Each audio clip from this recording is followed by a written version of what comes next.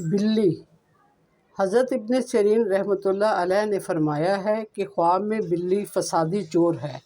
اگر کوئی شخص خواب میں دیکھے کہ ایسی بلی اس کے گھر میں آئی ہے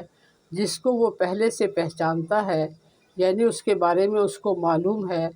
تو اس کے گھر میں ایسا شخص چوری کرے گا جس کو وہ پہلے سے جانتا پہچانتا ہوگا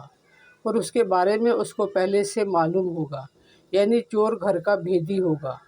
اور اگر خواب میں نامعلوم بلی کو گھر میں دیکھے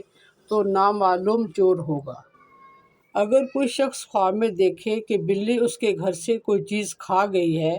یا لے گئی ہے تو دلیل ہے کہ چور اس کے گھر سے کچھ لے جائے گا۔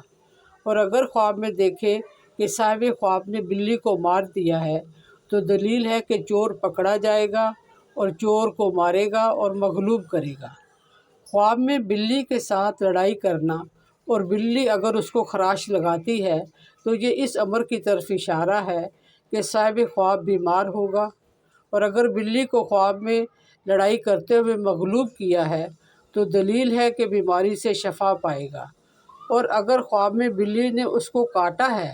تو دلیل ہے کہ بیماری دراز ہوگی۔ حضرت کرمانی رحمۃ اللہ علیہ نے فرمایا ہے کہ خواب میں بلی کا گوشت کھانا اس امر کی طرف اشارہ کرتا ہے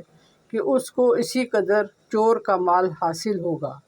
خواب میں بلی کا دودھ پینا، اگر غلام یہ خواب دیکھے تو وہ آزاد ہوگا، کسی عورت سے شادی کرے گا، اور اگر آزاد یہ خواب دیکھے کہ اس نے بلی کا دودھ پیا ہے تو اس کی کسی کے ساتھ لڑائی ہوگی۔